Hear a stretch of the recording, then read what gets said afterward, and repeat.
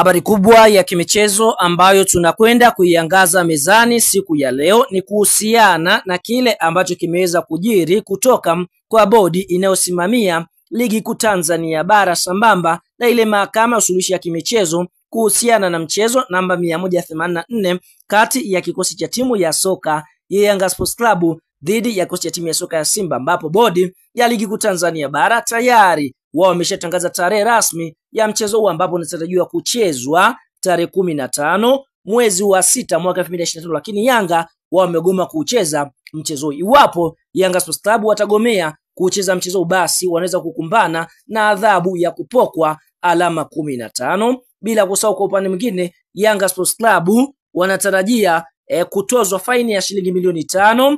ambapo kwa upande mwingine vile vile Yanga Sports Club kwa kiongozi yote ambaye amehusika atakwenda kufungiwa kwa kipindi cha mwaka mmoja ama miezi